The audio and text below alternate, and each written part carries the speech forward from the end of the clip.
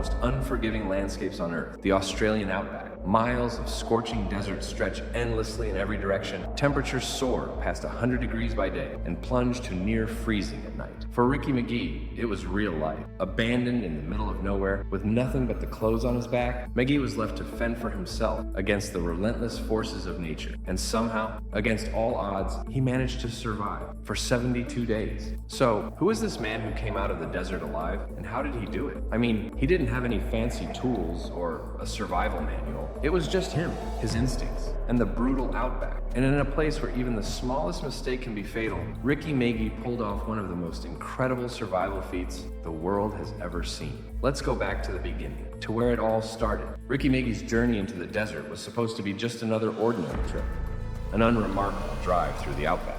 It was 2006, and Ricky, like many others, had no idea what lay in store. The details of how he wound up in the middle of nowhere remain murky, and even Ricky himself has limited memory of exactly how things went down. He recalls giving a ride to a few strangers, a choice he would come to regret. According to Ricky, everything went black after that. And when he came to, he found himself stranded alone, miles from civilization, with no food, no water, and absolutely no idea how he'd gotten there. At first, he thought it was some sick prank, maybe even a bad dream. Who wouldn't? He was abandoned in a place that seemed like a never-ending furnace, where the ground sizzled under the sun, and any wrong turn could mean life or death. But the reality set in fast, and Ricky had no choice but to figure out a way to survive. He was disoriented, and as the hours ticked by, the possibility of immediate rescue became increasingly unlikely. What would you do if you found yourself in Ricky's position? Panic? Try to retrace your steps. Ricky quickly realized that neither option would save him. He was stuck, and if he was going to make it out alive,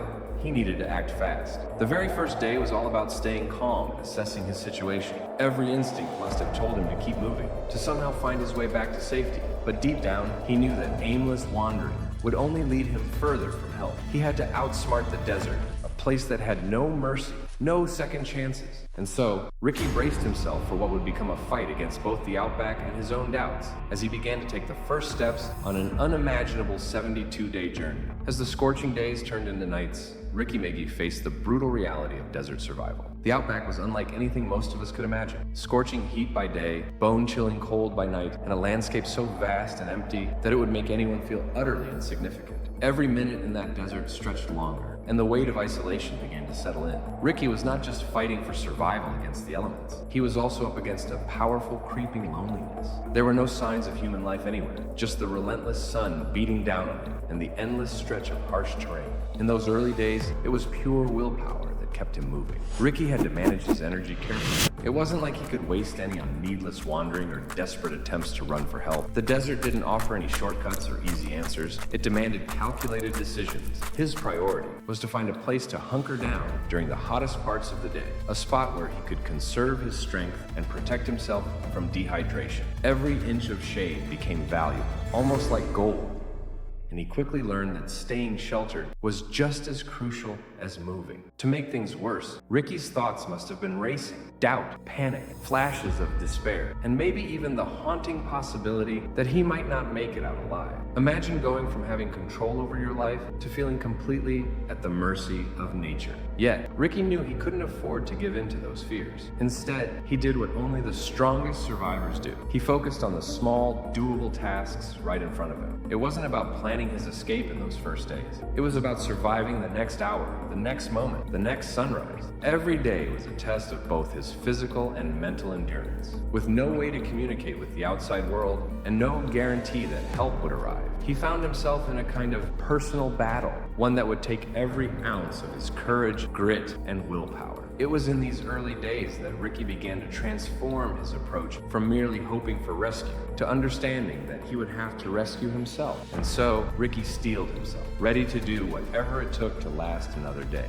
With each passing day, the need for food and water became impossible to ignore. Out in the desert, there's no running water, no convenience stores, and certainly no fresh meals waiting to be picked up. For most of us, the idea of going without food or water for even a day sounds like a nightmare. But Ricky was in a situation where these basics were simply out of reach, and he had to think fast. Hydration was critical in that heat, and even a few hours without water could spell disaster. But in a desert where almost nothing grows, knows. Finding water seemed like an impossible task. Ricky knew he needed to get creative. He started by scanning the environment for anything that might contain moisture. Even the tiniest bit would be worth it. Desperate for water, he dug into the soil wherever he could, looking for any signs of dampness. At times, he resorted to capturing what little moisture he could find from the morning dew, though it was never enough to quench his thirst entirely. It was a cruel reality. Every sip, every drop was a reminder of just how limited his resources were. Food presented another nearly insurmountable challenge. There were no plants bearing fruit, no animals he could easily catch. And so, Ricky turned to a survival instinct few of us would ever consider. He began eating insects. They were small, tough to find, and hardly satisfying, but they were enough to give him just a little bit of protein and energy.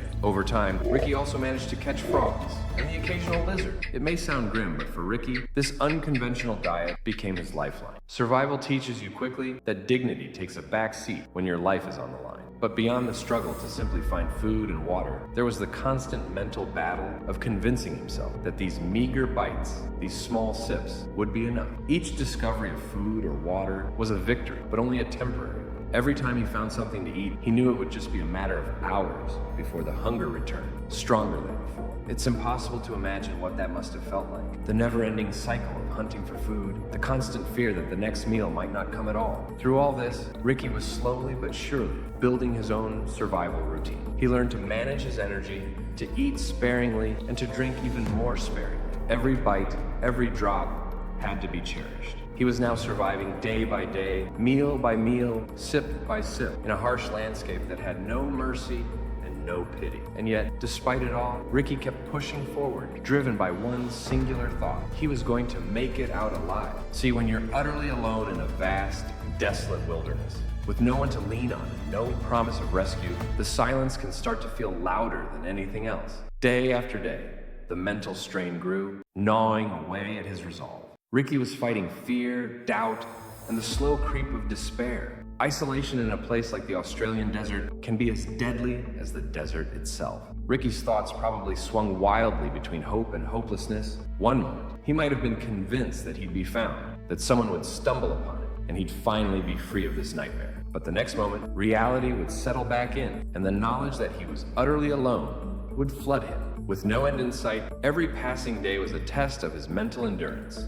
pushing him further into a psychological wilderness. No survival story is complete without those dark, desperate moments when hope seems to fade. For Ricky Megee, there were likely countless times when he questioned if he could go on. Days without real food, dwindling water, and the harsh elements bearing down on him day after day. These would break most people. And yet, despite everything, Ricky found ways to keep going, even when desperation threatened to overwhelm him. At certain points, Ricky's hope of rescue must have felt like nothing more than a distant memory. The sight of endless sand and rock, the relentless sun by day, and the freezing cold by night must have made him feel like a prisoner in nature's harshest cell. Every morning, he faced the same unforgiving landscape with no sign of change, no hint of civilization on the horizon. He was exhausted, starving, and running on fumes, yet he couldn't afford to let his willpower slip. One of the most heartbreaking moments had to be realizing that no one was coming, at least not anytime soon. The realization that he was utterly on his own, without a guaranteed way out, must have been crushing. But in survival, sometimes desperation can lead to innovation. Ricky began experimenting with whatever he could find, from insects to strange plants, pushing past his body's limits and stretching his survival instincts to their fullest. He took each day as it came, no matter how difficult or impossible it seemed. Ultimately, it was this unbreakable will to survive, even in the face of total despair, that set Ricky Megee apart. The psychological toll may have been brutal, but he'd come too far to give up now. So, with every ounce of determination he had, Ricky continued to push forward, one desperate day at a time. After 72 days of unimaginable endurance, Ricky Megee's story took an incredible turn. By now, he was a shadow of the man who had first set foot in the outback, thin, sun-scorched, and weakened by weeks of meager food and scarce water. Then, in what must have felt like an unbelievable stroke of fate, he was found. A group of local ranchers, traveling across a remote stretch of land, spotted Ricky. It was a scene straight out of a movie. A man who had become one with the desert, weathered and emaciated, was suddenly thrust back into the realm of human contact. Seeing those ranchers, knowing that his ordeal was over, must have unleashed an overwhelming wave of relief and disbelief. As he was taken to safety, Ricky began the slow process of recovery, both physically and emotionally. He would later go on to recount his journey, sharing details of his time in the outback with a stunned world, captivated by his tenacity and the sheer improbability of his survival. So, what would you do if you were stranded in the desert with no food, no water, and no immediate hope of rescue? Do you think you could have survived as Ricky did, using pure grit and creativity to stay alive for 72 days? Let me know in the comments below.